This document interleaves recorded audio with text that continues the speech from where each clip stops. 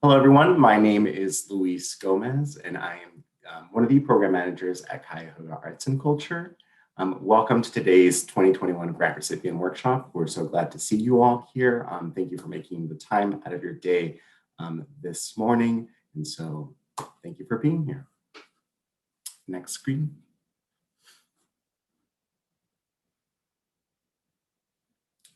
Before we begin, we want to acknowledge that the land that we stand on and the place that we call Cuyahoga County is a land that was claimed by the United States government through forced displacement and treaties negotiated in bad faith. We acknowledge those of the Shawnee, the Miami, the Erie, the Ottawa, the Potawatomi, and the Haudenosaunee confederacies, whose lands we stand on, and the thousands of Native Americans representing over 100 tribes who currently live in Northeast Ohio today. Thank you to Lake Erie Native American Council for guiding us in the creation of the statement. Next slide, please. We also want to acknowledge the collective stress and trauma that some of us may be experiencing and bringing with us today, from the still very real pandemic to the impact of climate change to systemic racism to the ongoing support of Black Lives Matter movement. We're all experiencing collective anxiety, stress, and trauma. Please take care of yourself as we navigate these times.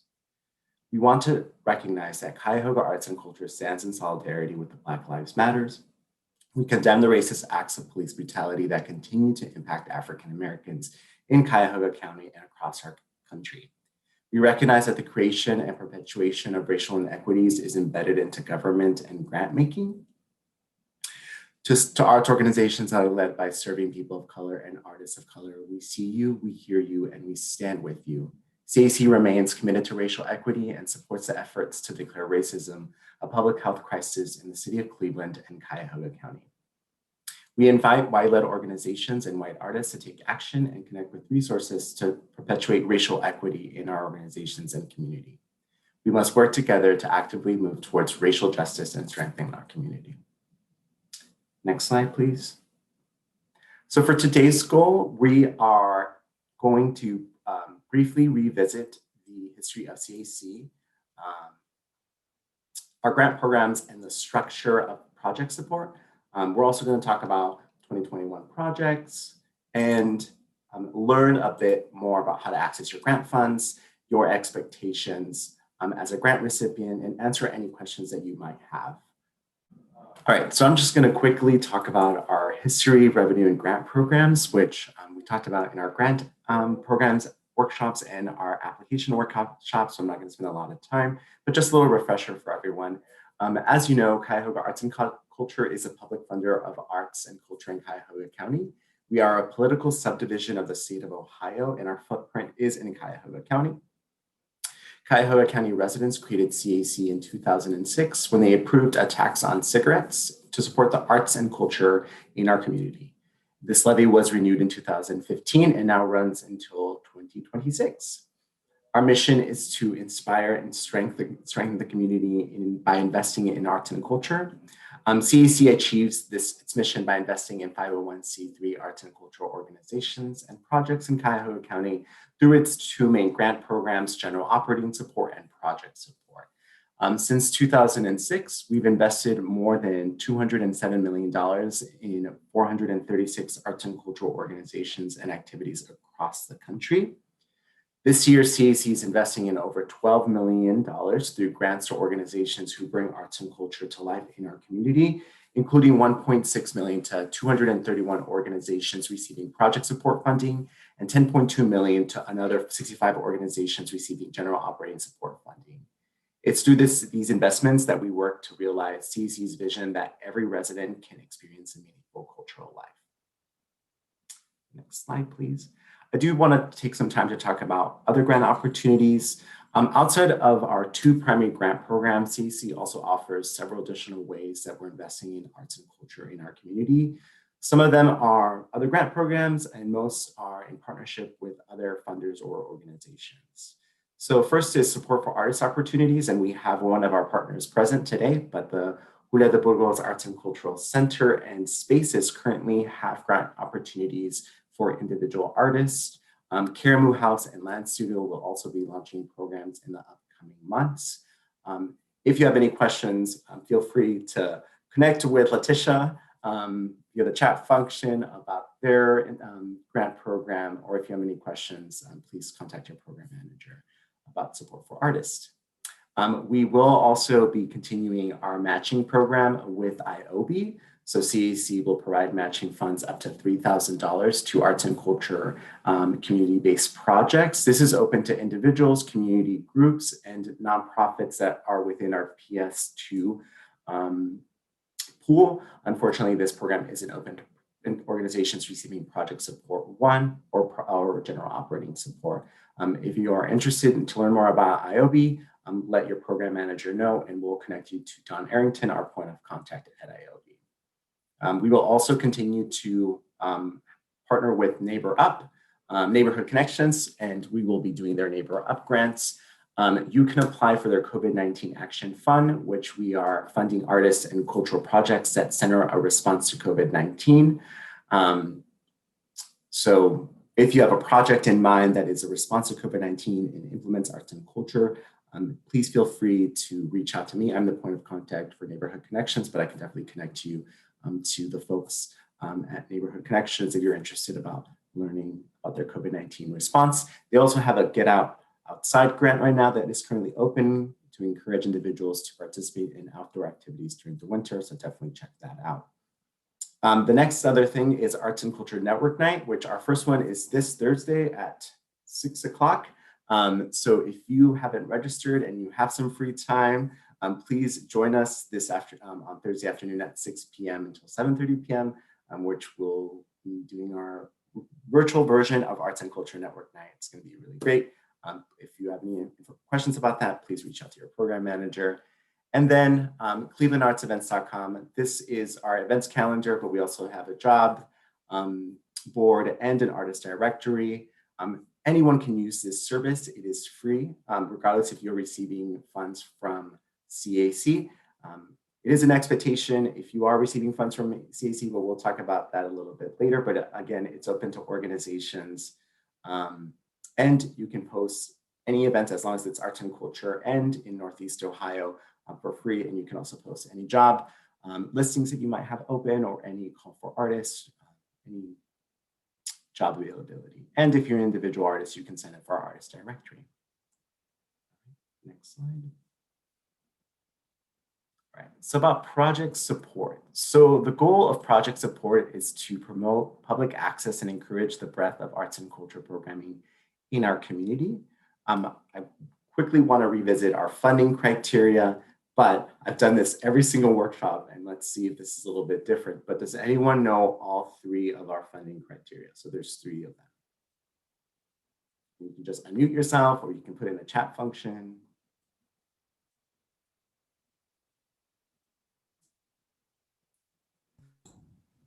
Anyone? All right. So the three are public benefit, artistic and cultural vibrancy, and organizational capacity.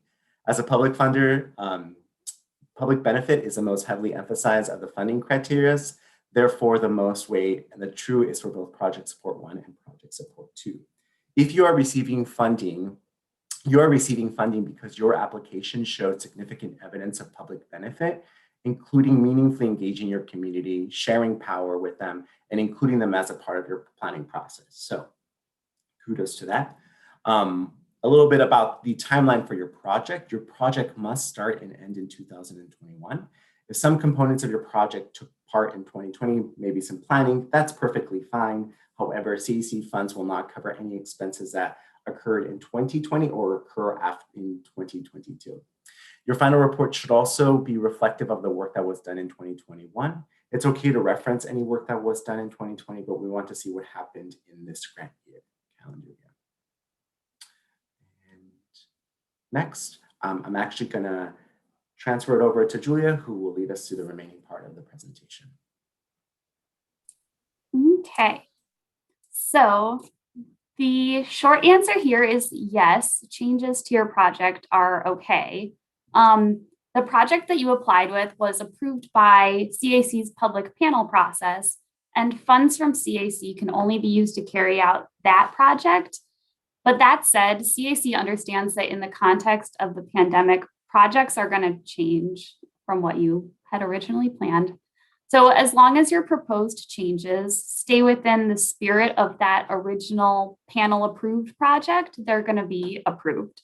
This is especially applicable for any organizations that extended their 2020 grant into 2021, because that application was from mid-2019 and things have definitely changed in the world since then. Any proposed changes to a project need to be submitted in writing to your program manager ahead of time. So that would be things like changes to the project schedule, the scope of the project, the method of delivery. So if you're switching it to online, or changes to the budget. CAC expects grant recipients to incorporate public health measures related to the pandemic in your project planning. And for some resources on this, we have a blog post that we can link to in the chat that might be really helpful. And when planning your 2021 projects, applicants should aim to be realistic about what forms of public programming are going to be possible. So as part of your application, you are asked to submit a contingency plan in case in-person programming is unable to happen. And same thing as if you're changing your project. If you have changes to your contingency plan, just be in touch with your program manager before moving forward. On the topic of panel and being approved by panel, if you would like to review the comments that were made by CAC's panel on your application, these are viewable, or these are visible on our website, and we can also link to them in the chat. As a public agency, all of the information we're given or produced is public, and so that includes these comments, which can be super helpful to see how your application tied to CAC's funding criteria that Louise was just talking about. You don't have to implement any of these recommendations, but if you're planning to submit an application for 2022, these comments can be really helpful in guiding your planning process. I think that's it for this slide. Are there any questions about this? I will leave some space at the end for questions. So if you have something now, we can address it, or you can hold it for the end. I'll wait a second. Okay. So about the grant funds. So project support grants are matching grants, meaning they must be matched on a dollar for dollar cash basis. Project support 2 grants, so those are for first-time grant recipients, the smaller grant, these can be matched with up to a 50% in-kind donation, and volunteer hours do fall in that category. If obtaining matching funds as planned is going to be a foreseeable issue, especially considering, like I said, the unexpected pandemic changes, just be in touch with your program manager as soon as possible so that we can try to address those issues ahead of time. So your grant funds will be released after CAC approves your final report. This report is completed within Fluid Review. That's the system that you used to apply to this grant. And it's due 60 days after your project's end date. So again, if your project dates change, let us know so that we can update this and correct your due date. Instructions for this are in the packet that was sent out to you, and also they're linked on our website. And a couple of weeks ago, you got an email that had a reminder with your due date, and instructions were included in there as well. So Project Support 2 grant recipients, they do have the option to participate in an oral report out instead of doing the written report. And we have these scheduled throughout the year. So we'll share that info as it comes up. I don't remember who said it at our last meeting, but someone mentioned a new collaboration that came out of one of these report out meetings, which is pretty cool. It's a fun opportunity to hear how other grant programs, how it went for them that year. So during your planning and of your programming, you should plan to keep track of some specific information that you'll need for reporting when the time comes. So the final report will ask for things like the location of project activities, the number of artists and volunteers and audience members, and documentation of activities. So publicity materials or photos or videos, and then a sample of how you credited CAC. And we'll get to those things again in a second when we talk about crediting and events. And then the other thing on here is advance payment.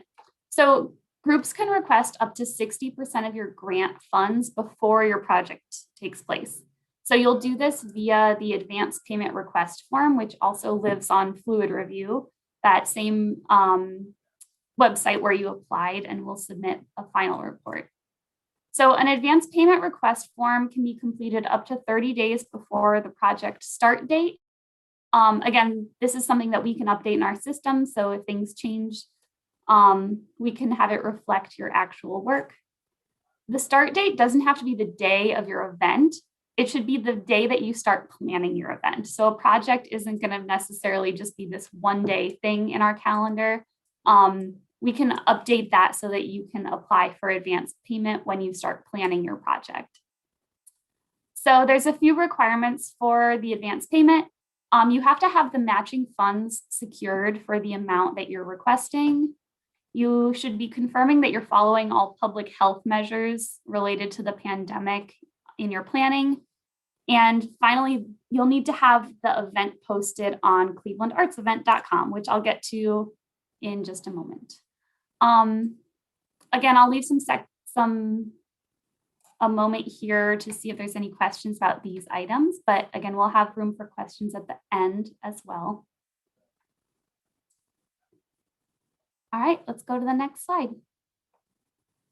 So grant recipient expectations. The last note we'll make here is about your obligations with the grant.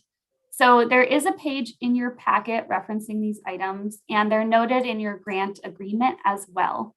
So the first one is calendars. So that's the clevelandartsevents.com. So this is a free community resource where you can share your organization's upcoming events, and you can post job opportunities there as well. Your grant agreement requires that you post project events, including virtual ones, that are open to the public on clevelandartsevents.com. Organizations that do not have at least one event posted may be subject to a 10% reduction in their final grant amount. So clevelandartsevents.com is visited by thousands of county residents each month, and posted events are also eligible to be listed in our monthly event newsletter or included in one of our media partnership opportunities, which reaches a lot more people too. So by submitting your events regularly, you'll help us better promote your work and build out this free community resource. So another good reason to participate in that. Like I said before, as you're planning and doing your project, you should collect stories and pictures. These are going to be part of your final report and are also helpful for CAC to help tell your story. And then the last item here is just crediting CAC's funding at your public programming. And of course, the residents of Cuyahoga County, where your grant comes from. So logos or simple credit lines, you can find these on our website, or you can ask your grant manager to share some ideas on how to do this. And I think that's all I've got.